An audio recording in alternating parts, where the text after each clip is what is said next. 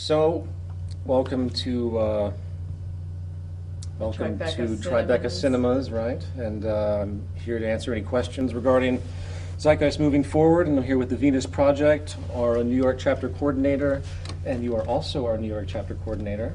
I'm not sure whether we haven't given categorizations yet, have we? We're co-coordinators. Co-coordinators, very beautiful. That's what I figured as much. And yeah, I'm open to any questions you guys have to ask.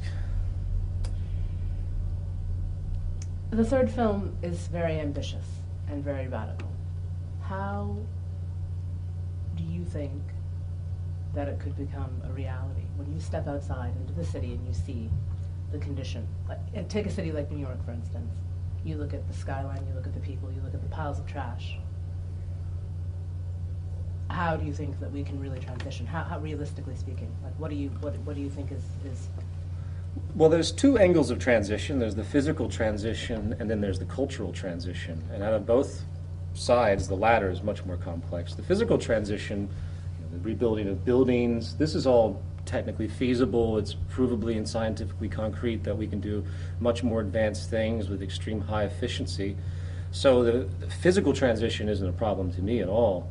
It's the cultural transition. It's the people that are locked into this system. It's the people that identify so dogmatically that they feel that anything that alters their sense of identity is an attack on them. And this often, social systems, people identify with their social systems. They want to believe that their social systems are for them, just like they want to believe that their governments are for them, just like they want to believe that marketing and advertising or corporations like Apple Computer has a huge following of people that identify strongly. Same thing goes for a corporation and social system.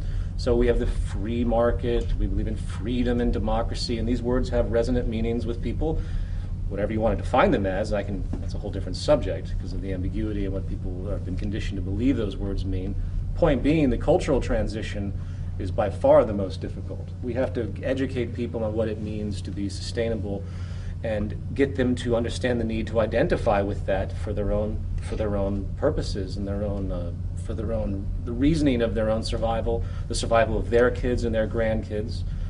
To give a more concrete definition of time span or technical transition, once you have enough people that believe in this, then you begin to slowly change certain environments and certain regions to more sustainable practices not only regarding the industry, but also what people actually do, what people actually engage in. And then slowly the systems will shift, and then hopefully that will spread.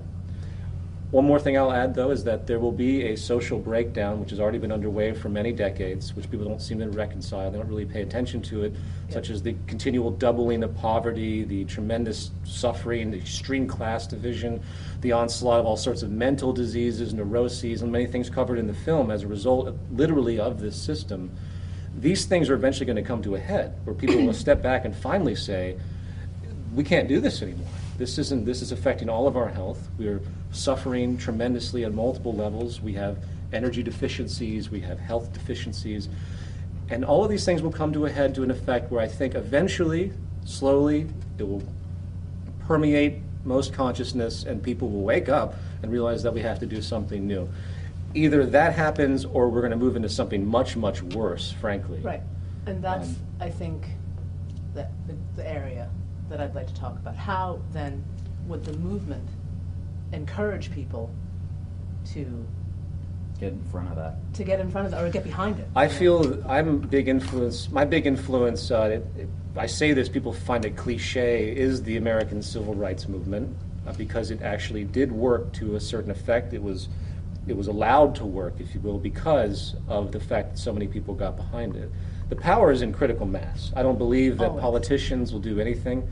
To get into a position of political power, you have to navigate a certain path that automatically creates a void for challenging the system, to put it in a long-winded sense. You have to orient the status quo to even be in a position to have a relationship to the status quo. That's just the inevitable motion. You can't possibly have any, and if they do get in power, something will remove them from it, and that's been historically true, or they're demeaned. And the few people that are in power today, then the Congress of the U.S., Dennis Kucinich, Ron Paul, that have hints of trying to change things for the better, they get more attacked than any other politician out there.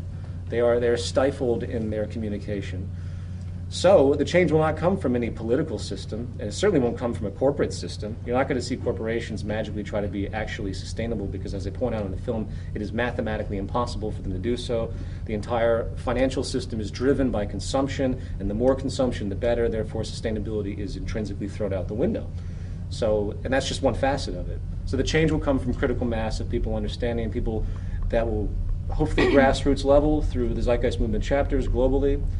It will rise up, it will become dominant in the sense that everyone knows about it, and eventually those institutions, those status quo institutions, will have to step back and say, okay, we can no longer ignore this gigantic global movement.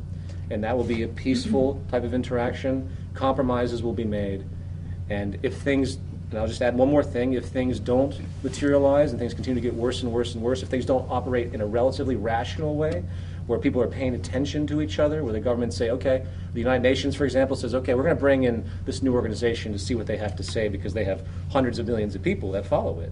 If that doesn't happen, then I think certain acts of civil disobedience would be necessary. Well, they're happening now. There are, but on a global scale, not country specific. Civil disobedience on a global scale that if any actions are taken, they are presented globally. And this will, I think, one action like that to show that there was a power to do so would rattle this system to such an effect that I think it could be very, very positive to get people to finally want to listen to what we have to say in power. But you take a look at all the austerity measures, that happened in Europe this past summer, and you see the protests in England, and you see the protests in Greece, and you see all of that, and you see it on the media, you see it, the images of the firebombing from the police and the students, just the street violence, that's occurring at an alarming rate all through Europe. Absolutely. And nothing is being done. True. Nobody cares. Because people look at the image and they don't see that it's a problem. They're getting used to it. They're getting numb to this. What happens in society as the breakdown occurs is people just start to say, oh, that's the way it is. They just say, that's the way it is that we have protests. That's the way it is we have crime. Or that's the way it is we have poverty. And generation after generation, it's more that's the way it is. And everyone just slowly accepts it. Eventually you have 4, 5, 6 billion people many decades from now starving. And they'll just say, oh, it's our natural resources. We can't afford, we just don't have enough resources. That's their conditioning to believe. And that's the way it is. So I don't advocate protest at all. I don't believe in war protest in a direct sense. I think it does something. I don't put it down. But I advocate actual action. So you're not going to see the Zeitgeist movement with signs held up in front of Congress or anywhere in any country. That's not the point. The point is to actually, if there is a need, to actually do something that causes an act. So to give a hypothetical, which I'm not advocating, by the way, to show the power of critical mass, if 50% of the U.S. population decided not to pay income taxes, there's no way the U.S. government could prosecute all of these people. I completely agree, and I haven't paid income taxes in 10 years. So point being is critical mass is, once the masses come together and the strategy of divide and conquer is finally nullified, which has been with us for centuries and centuries, that's how you divide, that's how you control people, is divide them. Once the artificial boundaries are overridden by this core necessity of life, the life ground necessity that is talked about, life value analysis that John McMurtry describes, which is essentially implying exactly what the Venus Project is about, then people will come together and realize that we have to work to preserve resources, we have to work to create a stable environment for the benefit of everyone, we have to work to create equality, because of the evidence I've showed by Richard Wilkinson, a stratified, divided society is one of the most unhealthy societies you can possibly have and causes the vast spectrum of disease and illness. It's scientifically proven in that sense, social science. I'm not going to say it's a technical science, but right now, all stratified societies, the more stratified, the worse their health is overall. And that is something that has to be recognized. We can't have a society that is so unhealthy when we know it's unhealthy. And hopefully people will begin to understand that and want to work towards something that actually is in line with nature and in line with what it takes to actually have a healthy society. As far as moving steps forward, like the city, the whole design of the city as it's presented seems really worthwhile, but also perhaps expensive in the first iteration, come in transition from what we've got now into It would be one thing, like, once there's 50 of those cities and people are living in a different mindset and in a different system, for those to regenerate is one thing. How do you get the first one?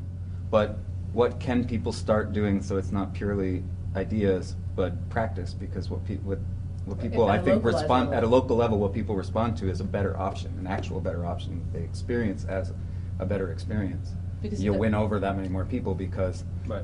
so it might not be the full city the first time, it might be aspects Like of at a it to community. build at a community level Sure. to build towards. So like, I don't know. I'll wait till the camera's in. I'll respond and We're and, fine. And I'll tell Jacque the question and he can respond as well. We're ready to go. Okay. With respect to what communities can do to try and inch towards this type of environment, especially with respect to the city systems, which are an intricate part to, I mean, you can, the depiction of the city system is only one depiction, and I think Jacque Fresco would point out, but it's logical, and it just shows what you would do to make the most efficient, energy efficient, ease of transport. You make things localized. These are very common things, and yes, I do believe that people could do this on a local level in a lo-fi way. That's the term I use, lo-fi, as opposed to the hi-fi technical stuff that we point out. But it doesn't create the real resolution of applying technology in the highest order. That's all that has to be kept in mind. And when it comes to money, you know, Jacque, how much, people always ask, how much will it cost to build your city? What do you say when they ask you that question in the sense of what's relevance of cost? Is it relevant, the cost? No, it's not. Do we have the resources to do it? I mean the physical resources like trucks to deliver materials, concrete, steel. We have more than enough resources, but we don't have enough money to do it. So if a country goes broke, as long as they have arable land and factories, the factories close because people don't have money to buy anything. And then the factories are taken over by local governments because people don't pay taxes on their physical equipment. So what happens, you get a lot of confusion. And if people have information before the breakdown, they know what to do. During the breakdown, they riot, break windows. This is normal for people that can't eat, do not get enough funding from the government to buy food. They will riot. The government will use the Army, the Navy, the National Guard to put down the riots. And since I feel most riots will be committed by younger people, so they will make new laws. Everybody has to be in the house by 9 o'clock. Right. Do you understand? I mean, that's what governments always do. Sure. It has nothing to do with reason or logic. It has to do with a collapsing system. Now, even the collapsing system, the Chevy company could not compete with the Japanese companies, so they bailed them out.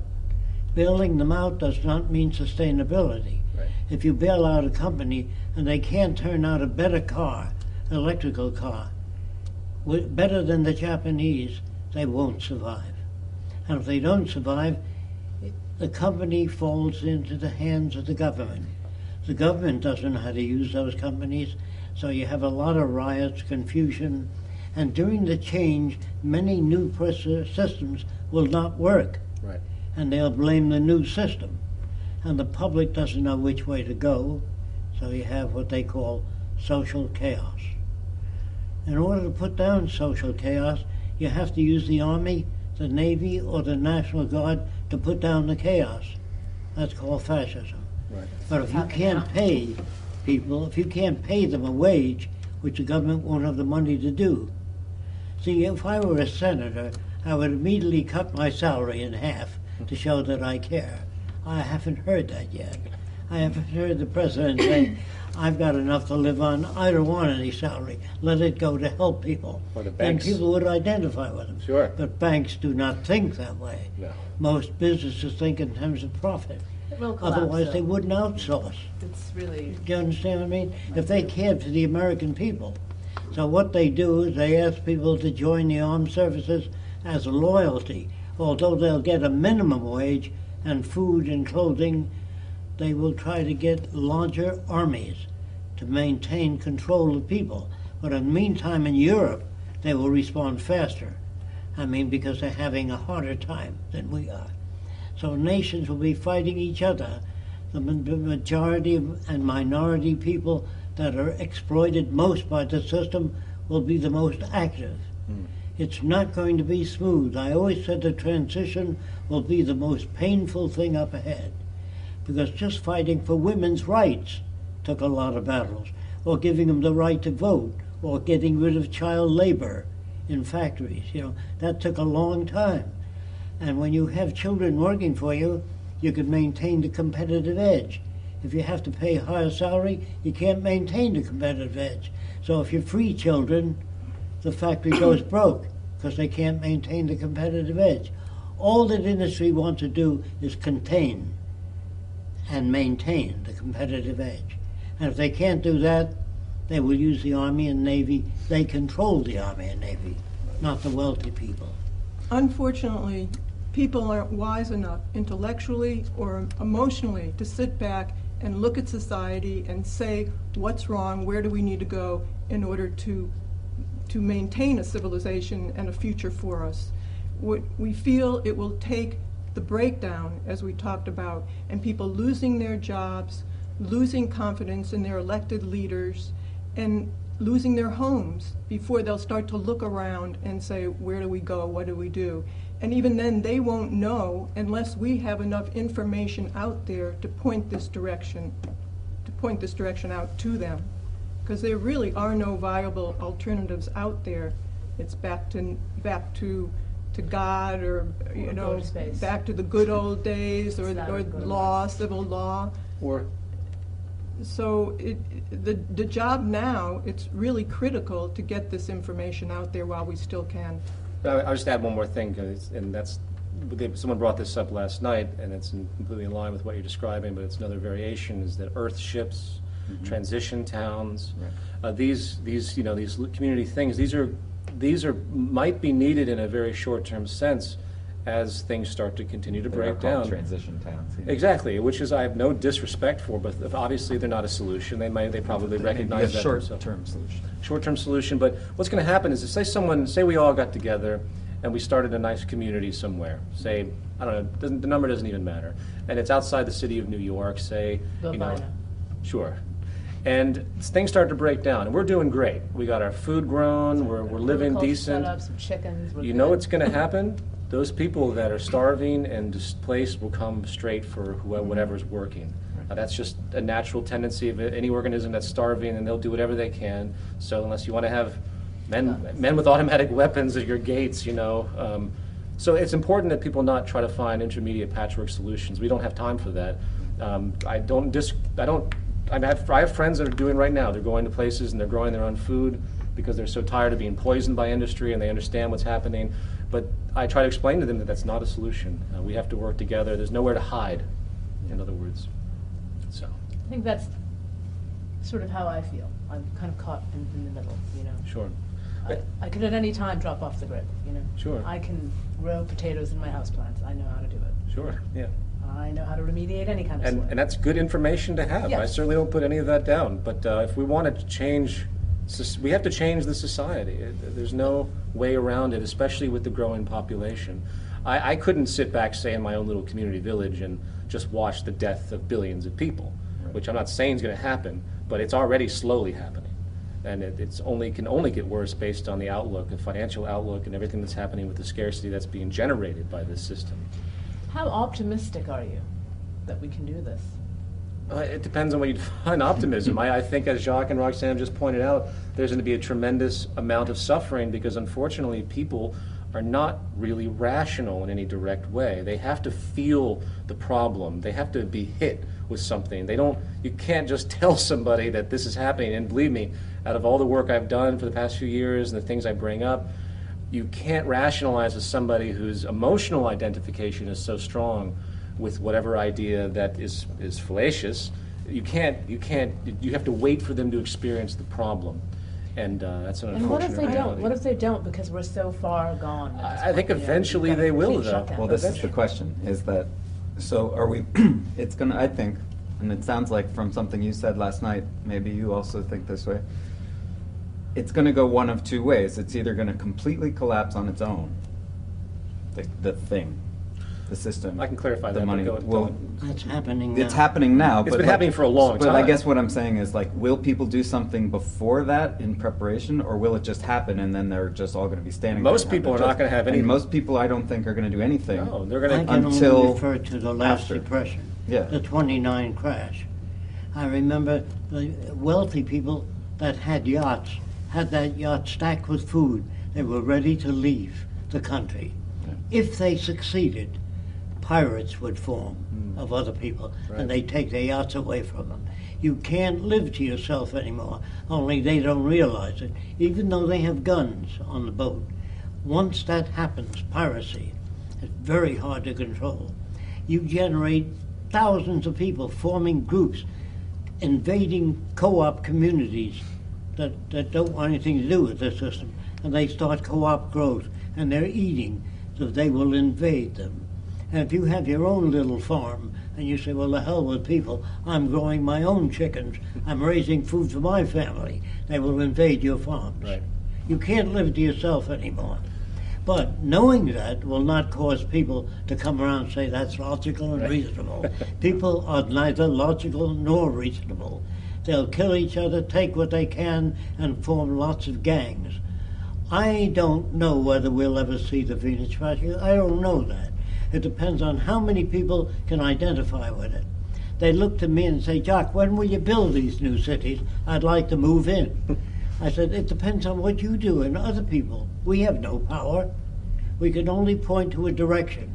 The only direction that'll save society, as I understand it, is to share all the Earth's resources, to remove all the artificial boundaries that separate people, and to bring in a resource-based economy where we share resources. If this comes about, where I can address the United Nations and point these things out, they're trying to set up a meeting to do that. If I can point out, if the nations join together now, before the collapse, the severe collapse, join together, share resources, they can maintain a degree of sustainability. Whenever people use the word sustainability, I say, for whom? The banks? Wall Street? Who do you want to sustain? If you want to sustain everybody, they're not interested. So they control the media, they control the press, the newspapers. That's changing a lot, though. It's Sure. changing a lot, and I can say It is. this. Well, we can see that. You know, it's. I mean, they're also going to stop it. I know this. I know this for a fact. They are going to shut it down. You know, Well, they're going to shut the what's- show down. what's gonna- What we do, Sure. they're not psyched. You know what he Oh, does. They're what's- just not psyched that people are aware. You know, people who are Oh, believe me, I completely are understand. saying, you know, this shit has got to go. Think about the You know? period like when you grew up, Jacque, when all you ever got was a newspaper about how the world worked. Complete controlled media. You had no outlet to even no television. We have a very different world, and they've been doing their best to figure out how to try and continue their positions of control, just as any government does. They will. I mean, net neutrality will go. You know, Well, it'll we'll see what go. happens. The only problem with that is that there's so much money being made on the internet right That's now. right. It interferes with commerce. That's right, and this is exactly why somebody like Murdoch and Jobs have decided to create their own daily paper. Sure, This is exactly why this is happening. sure, sure. There's no other reason for the merger of these two Sure. assholes, really. One thing I wanted to comment, though, I'm sorry to interrupt you, on the point of breakdown before I forget, Yeah. is that a lot of people say, oh, well, when's the breakdown going to occur? I'm like, you've been ongoing. living through the breakdown for at least 40 years. The onslaught of more diseases, the onslaught of more poverty, the onslaught of more, well, not necessarily more wars per se, but the anticipation of many more wars, the onslaught of resource depletion, the onslaught of virtually everything, every life support system going into decline. This is what it is, and people just keep saying to themselves, as I've said, that's the way it is. You know, we have more starving people on the planet than ever before, and that's only going to get worse. It can't possibly get better. With what's happening right now, there's more debt. The only thing that's magnified this now is the debt collapse. That's really because it brings it to an optimized focus that the public still never would have thought of prior. And most people today still think we're going to recover. There isn't going to be an economic recovery from this point on if the monetary system game is adhered to. And that's what people need to understand According critically. to America.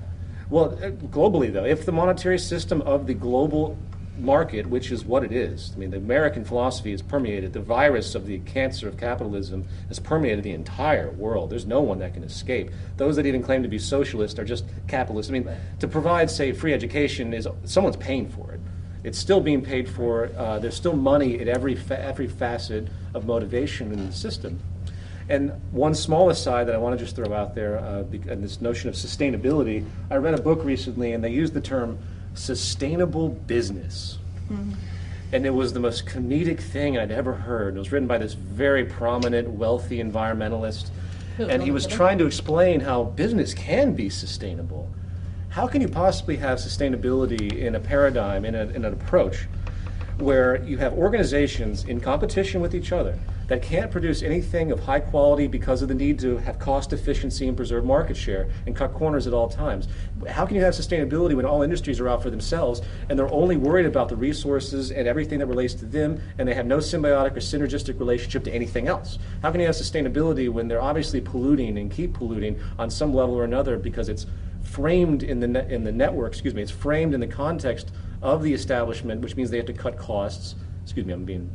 Framed in the context of the monetary system when they have to cut costs, so they can't possibly have output of efficiency, meaning you have to have landfills. No one can afford proper disposal. No one can afford to do all the things that are really necessary. No one can care about having sustainable goods, nor is it possible to have sustainable goods in order to keep the consumption going. So I laughed comedically when I was listening to reading this entire book on sustainable business, because it's completely relative.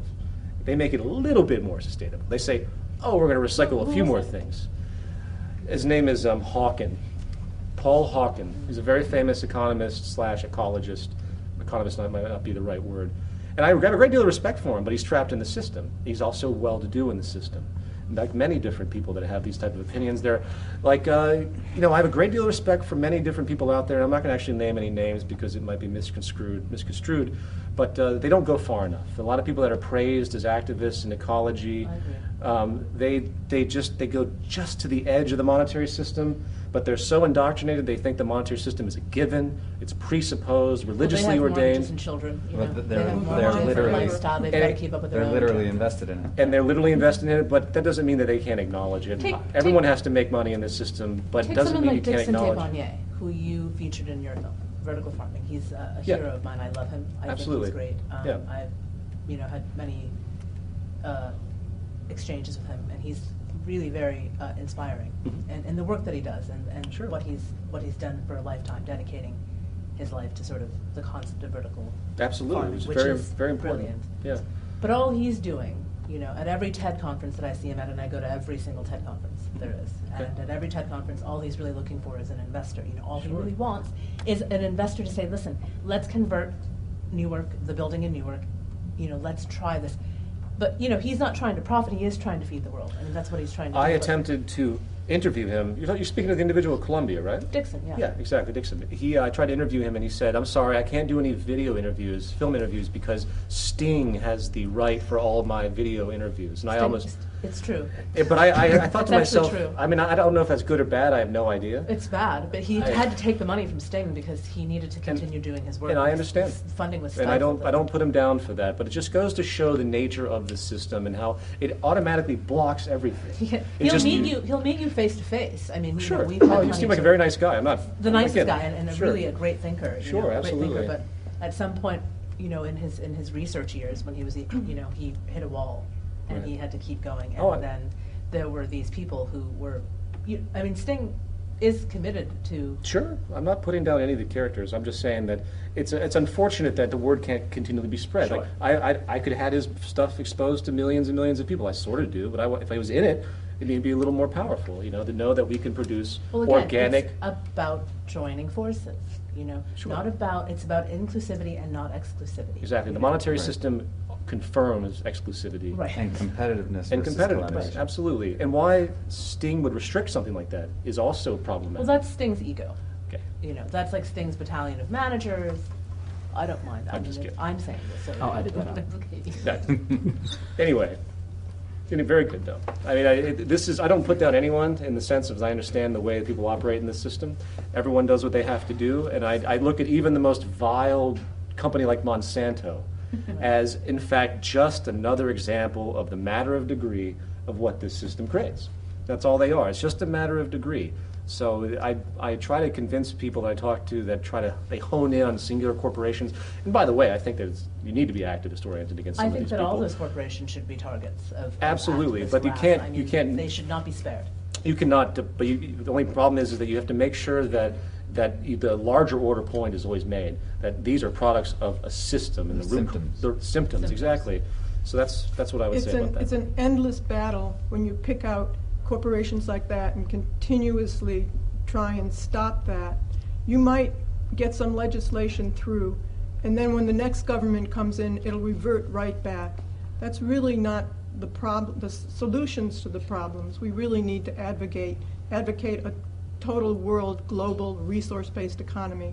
And to the extent that we don't advocate that and work toward that, that will determine the amount of problems that we will have remaining. When few nations control most of the Earth's resources, others will try to invade and get a piece of the cake. Which is what's happening right now. So you have no intelligent plans out there.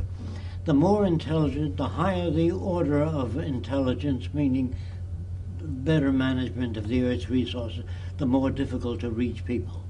People understand things like, it's our country, right or wrong, let's get out there and defend it. They'll join with that. But people say to me, Jacque, every time I ask you a question, I get a lecture, not an answer. Because there are no answers. There's no simple answer. It's very involved. And the average person is not equipped to handle that. That's why I keep saying there'll be a lot of trouble ahead, a lot of assassinations, wild people, groups breaking windows. They don't know what else to do. Right. They don't know how to handle problems. Like in the Arab world, a guy may beat his wife 3 times a week to a pulp to get her to obey him. That's normal to that culture. They don't know anything else. Now, giving women equal rights is unthinkable in that type culture. Do you understand? So you've got the scar tissue of hundreds of years in people. And you don't come out and one day and say, oh, here's the answer, even if it were the answer. If they don't understand it, it's not the answer. Right. What they do is the answer. Right. And if they kill each other, which is what I think they will do, and there may be few people that can escape the system. All I can talk about is what happened during the Depression. There were many men sleeping in the winter over gratings in front of hundreds of them, and that bothered Al Capone. And he opened the first soup kitchen. Said, you know that? More than the federal government. Was he evil? In some areas, yes. In other areas, no. So Al Capone started feeding people. And then the Italian Americans were feeding one another. And then the Jews pulled into their own corner. And the Irish were beaten up because during the potato famine, a lot of Irishmen came to America and they worked for 1/2 the amount what Americans worked for. So Americans said, those goddamn Irishmen, let's beat them up because they're taking our jobs away. The whole reason for aberrant behavior is fear of scarcity or unemployment. During the Depression, there was a factory that had signed help wanted, and I saw lines all around the block. And the guys would say, hey, let's get rid of that fat Jew. Let's get rid of that Irishman. Let's get rid of that Arab. But during the war, they wanted all the help they can get. They didn't care who was in line, as long as there was jobs for everybody. So you're dealing with social chaos, and there's no clean line that people will follow. So whatever happens is real. What you think should happen is unreal. And that's what people get disappointed in. Not the world. Whatever the world does is real. Whatever happens is real. What you think should have happened disappoints you. H.G. Wells, in his book, The Shape of Things to Come, he died brokenhearted. He said the world should be so far along. He suffered from his own projections. The world will do what it does, not what Fresco thinks is right or Peter Joseph thinks is right. They will do whatever the hell they have to do to survive. Whether you'll see a saner world is highly improbable unless you begin to talk. All the people that come to these meetings, if they talk to other people and advise them in different directions, bear with them, stay with them until they understand. If everybody works at it, the transition will be less painful, not eliminated. I'm sorry I don't- that I have this to say. I'd like to say I see glorious days ahead. That I'm will not afraid please either way. everybody, I just- but it's not Sure. true. You know. I don't think it's so much that we're optimistic or pessimistic. I think we're really scared shitless as to what's happening and what's happening now and what the immediate future might bring. And we see a viable alternative that could eliminate a lot of suffering for a lot of people. So we're advocating it and asking other people to look into it and learn it and talk to others about it and get the information out there any way we can. Movies, books, radios, internet, while we still have the ability to do that. Now, have you considered working with other movements? You know, Well, people ask that Okay. question. There's some. There are so many of them. They make a. Well, the thing is, I've yet to meet a movement, if you will, or an activist group that actually really identifies with the complete direction. And it's not to say that they are. Frankly, the one attribute that any organization that any organization that I think could possibly come in line with this, the one attribute they have to get definitively is the fact that the monetary system is the root of most of the problems, if not all the problems that we generally face on a severe level. That is it. And no, you know, Greenpeace, all the environmental organizations, they think that if they go after the corporations, that they can influence. You know, even WikiLeaks is an interesting example because they're exposing. Always exposing. I hate to say it, and I said this last night. Months from now, no one's going to remember a damn thing. that's not true.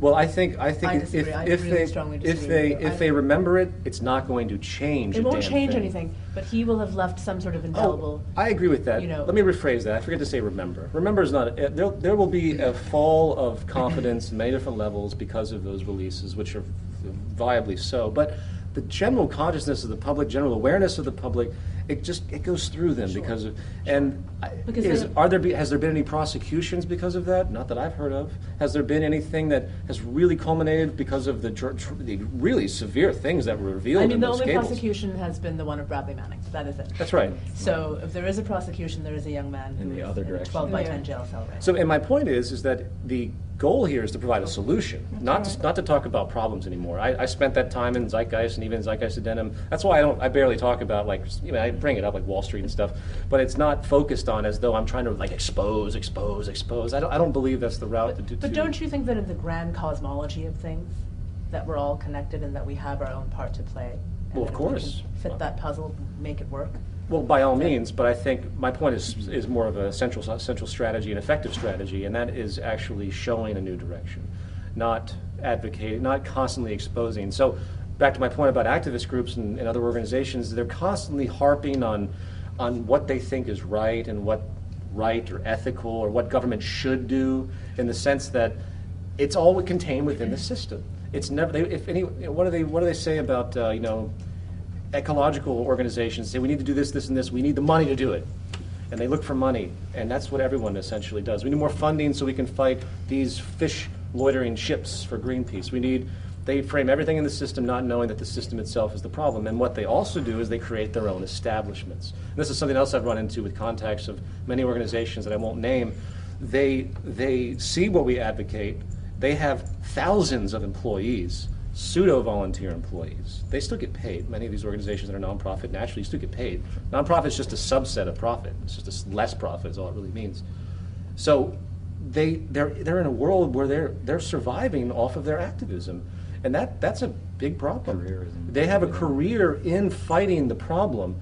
And there are some radio talk show hosts that advocate That's things us. that... I mean, we're not, even pretending. I mean, I'm surviving. I just want to point that out for the sake of those that are listening, I'm not. that we create establishments, and the larger the establishment becomes, such as the global warming establishment, such as the cancer establishment, let's resolve cancer. You know how many trillions of dollars and how many thousands and thousands of people would be out of work if someone, and by the way, these resolutions do exist. I won't go into that. They've been around for decades, but they're completely ignored and they're prosecuted, and the doctors are anyway, it's a long tangent.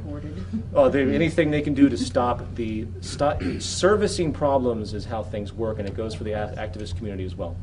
So these are the types of things that I hope any group, if any group realizes that, they say, we recognize the monetary system is the problem, then by all means, they can come in. And frankly, I hope they would just come in under the umbrella of the Zeitgeist movements. You don't have to worry about these two different organizations and people getting confused by different names. You know, I could easily make a list of organizations that are in harmony with us, but within the movement. So you don't have like this abstract partnership and all these different, you know, it's an ego thing.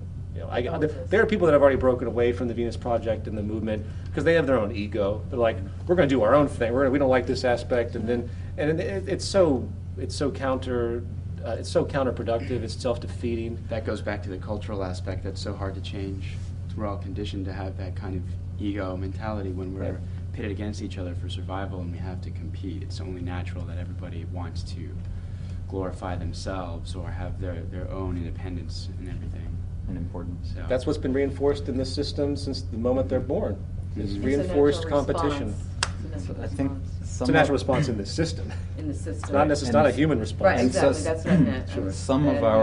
some of our lessons may come from people. There are people on this earth that are just barely in this system. Sure. It does still exist, and so it's not maybe that they have the entire program as far developed as like what you're discussing. Sure. But let's say the Zapatistas, which are just people living in the jungle that don't want to hear about Sure. the government systems. They don't want to hear about money. They don't want to hear about any of that shit. Sure. They just want to like all go about their lives. They're remarkably participatory in their governmental Right. thing or whatever. Versus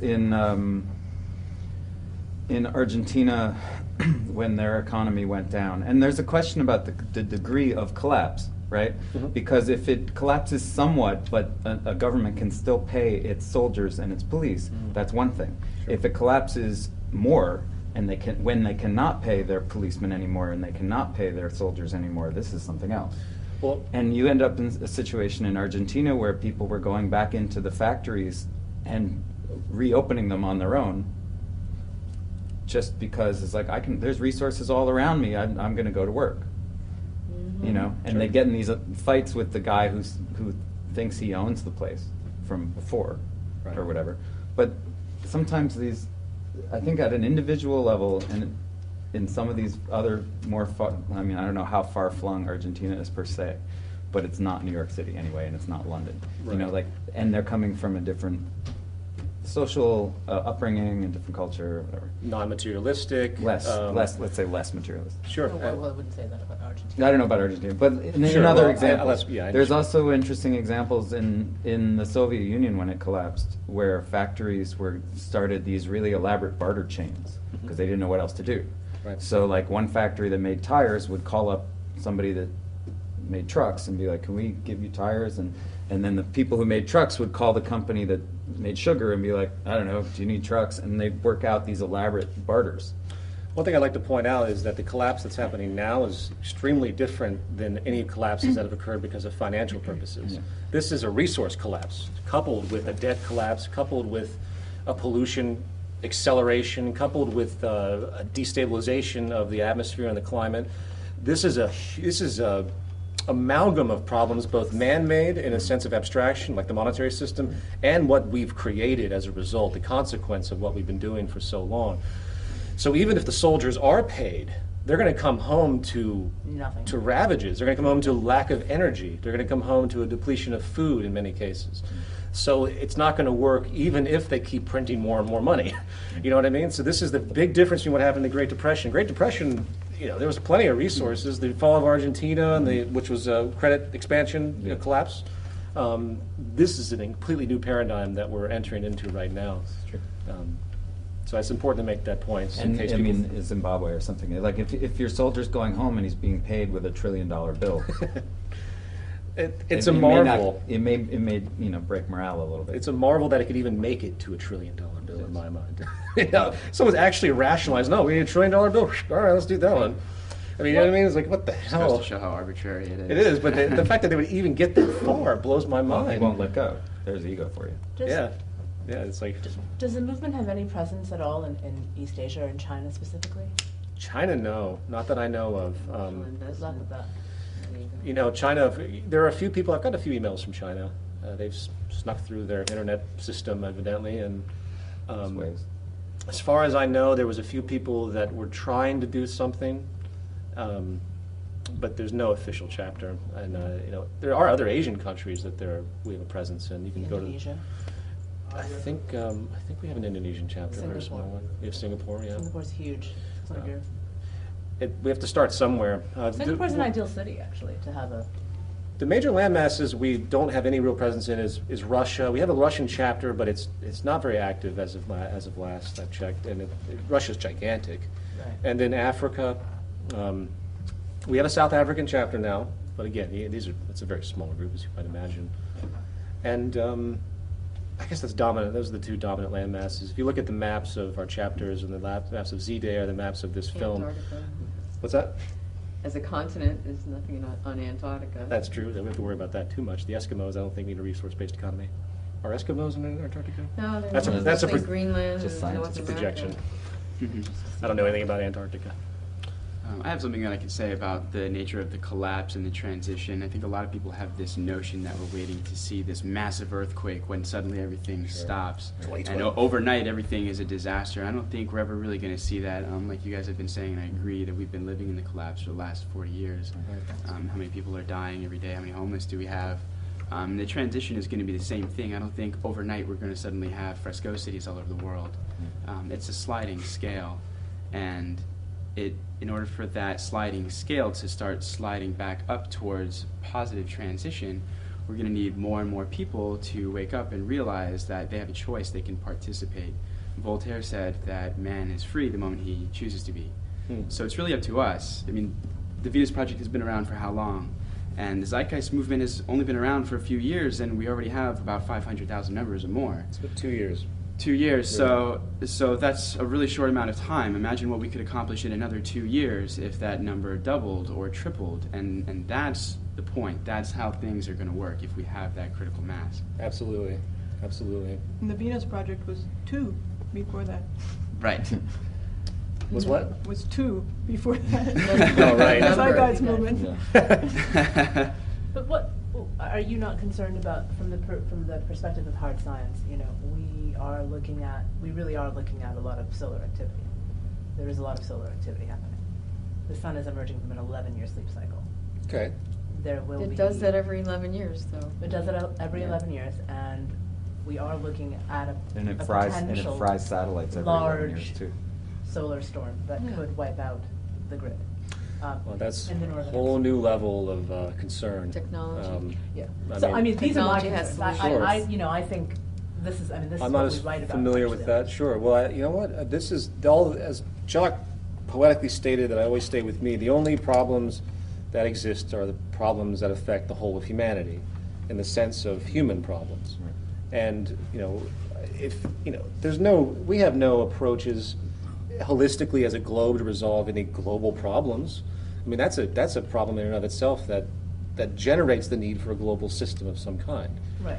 So my from that question was, angle, would that not be almost, I don't know, a nice segue into a future fresco city? You know, like for something like that to happen. Would that be? I guess necessity creates action sometimes. Sure. Is maybe simple. I'm not quite understanding your point, though. What would? If the grid went out. If the grid went Oh, out. right. This has been happening. This I isn't a see. new thing, and it's not a hypothetical thing. It happens every cycle. Like Every cycle. satellites get. Interesting. I mean, Filming Only that that cycle is the particularly Carrington event more was. intense. Is it? The Carrington event was the Another most famous incident, and it lit telegraph machines on fire. Wow. I mean, it happens. We It have a lot happens more. pretty We have a often. lot more for it to. And now we have more and more we have satellites. More blah, for blah, it blah. to sort of, fry. It's Right. going to be an interesting They're in the process future. of doing It's gonna be very backups. interesting, There are sure. backups. Well, they're that trying, will but be so, put in there. you know, if And the- that but might this be is an something that's out of our excuse hands. to shut down the activity, because then only the essential commerce will be allowed. There So we I go. can see it being contrived and Well, screwed around. all problems are used by the political establishment. Exactly. Never And waste it's- a crisis. Yeah, absolutely. That's the first thing that all politicians, even news media, when they see any event, whether it's just for their self-interest on a shallow level, or or for something that they want to promote in Rating their own levels. extreme, anything that happens, they try to orient it for their self-interest in whatever way they can. So that's to be expected. It's an important point for people to remember, especially every time we see any type of catastrophe.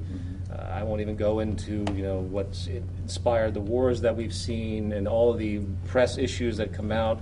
with different individuals. Anyway, that's for another conversation.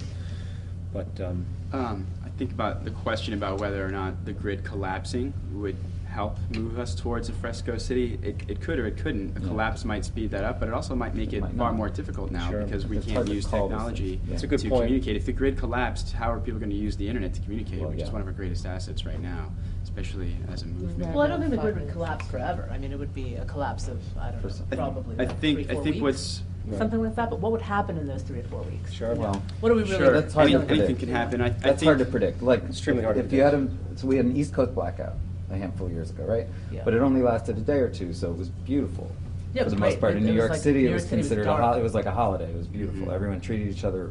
I mean, it was really an indication of what humans would like to be with each other, rather than like what the system tells them to be. Right. Right. For that night, everybody was gorgeous. Yeah, it was to a each other. highlight of my, it was, entire 15 and years. ask anybody that was here in 2003 about their blackout experience. The And some best. people had bad There was moments. there was a lot of love going on. But there was a lot Right, of I love remember. going on. Love you, And that was the That was- that was the overall instinct for most people. Sure.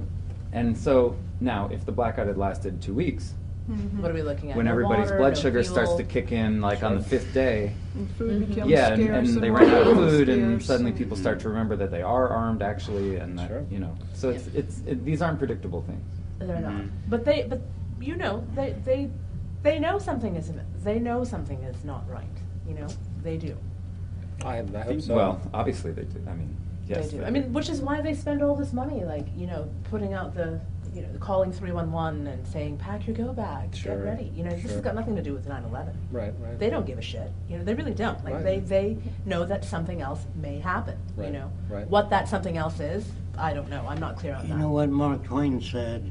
That the earth is the insane asylum of the universe. That's great. And so whether people do the right thing, they want change in you, not themselves. They want to change other people to see things their way. Sure. As long as U.S. thinks that way, Britain and France and Germany, you're going to have problems. If we get to more people in less time, and the people act, talk to other people, and we build a large enough following, we can influence the future. If we fail to do that, whatever happens will happen. That's the way I see it. Can you draw a distinction between when we're talking about global solutions, right? There's one set of people, I think, at a more citizen level who agree and who think that, like, we're all in this together. We have to think about it this way. We have to find mutual solutions. It's a very mutual aid kind of mindset. Sure. So how do you talk to the people who talk about black helicopters and one world government and all of that set Alan of Fear fears conspiracy theories. about There's you been can't let there be a global system because, according to this the level, fear set. The level of I can't think of a word to describe the ignorance and mind lock and religious faith It is very and religious. fear that people have of the world trying to work together. And that somehow you're going to end up with a grand world dictator that has everyone on leather leashes. That's the Pope. and it blows my mind. I get emails about this all the time, and if anyone's familiar with the feedback of Zeitgeist Addendum, there have been media critics that have brought this up as though we're advocating some kind of new tyrannical one world government. You might remember in the early editions of Zeitgeist the movie, I talk about how the banking system had been planning on making a unified banking orientation, which is essentially one world government, because government really is the movement of money. And they already have this. Sure. It's been around, and it's called the New World Order. But that label is contrived. The New World Order definition has changed throughout time. It was first introduced by H.G. Wells in his book, The New World Order, which was actually a positive book that was completely misinterpreted by people that thought he was talking about eugenics and controlling people and microchipping them and all of these things that were basically invented out of thin air with regards to what his intentions were. And then it got morphed, and then it got used by different famous personalities throughout time. Trickle down. And then now we have this psychotic, weird group of religious fanatics, not necessarily of a Christian or anything. No, They're religious in their blind view of this fear. And that's a big problem. I don't know what to say when I want, because you can't And it's hard. rationalize. You can't with it. rational because it's not a rational. If anyone can't realize that the world is a singular system, and that people share all the resources, and it's completely interrelated synergistically, and that there are global problems as it is a singular system, if they can't realize that humanity has to work together, if one group has this, another group doesn't, then they're going to fight. That's just the way it's always been historically, and that's just the way we respond to scarcity and deprivation. If people can't get that under their belts, I don't know what to say. You just have to walk away when people bring that stuff up. Yeah. But I've actually been called a one-worlder. They're the greatest detractors, though, to the work that people are trying to do. It's actually really frustrating. It is. Yeah, I understand the fear of power, because we have been abused by power for years, and I can understand that, but it doesn't reconcile the necessity to be organized. We have to get through this power neuroses, and the power neuroses is generated by the tradition of the system and the monetary And the tradition self-interest. of the hierarchy, pyramid type structure versus Where you versus a collaborative. Where you abuse everyone at the bottom. non-hierarchical Precisely, you abuse everyone at the bottom for the sake of the people at the top. Yeah. Such as now, today, Oh, you mean we the have. Illuminati triangle? Well, you want to call it that, but the triangle's been around for a long time in that sense. It's, 1% of the population owning 40% of the planet's wealth, making all their money off of essentially the slavery of the entire. Pick a pharaoh, pick a king, whatever. It's exactly the same. Exactly. It's just a variation, a little bit better, and it's hidden in America. People actually think they're free because they've been told they're free. They think they have democracy. I don't think it's in America They've at been all. I think told. it's blatant. Yeah, but people can choose to tell themselves whatever they want. They can condition them. I'm sure there's People, people. this is what I was saying It's to Stockholm you out in the syndrome. hallway. It's Stockholm Exactly syndrome. what it is. When somebody's been in a bad relationship for a long time, and they've been putting up with like awfulness from the other person for a long time, I bet they have a justification for it. by Oh, they then. work- that's- They've come up with a way to rationalize it to Sure. themselves and to their friends and whoever hears them talk about it. Yeah. But you Because see that- otherwise, why did you put up with all of that, right? Sure, sure. And people do that with everything. They do. They do They that with tend- their government. They they do that justify with their. it. They constantly they'll come justify up it. with a way.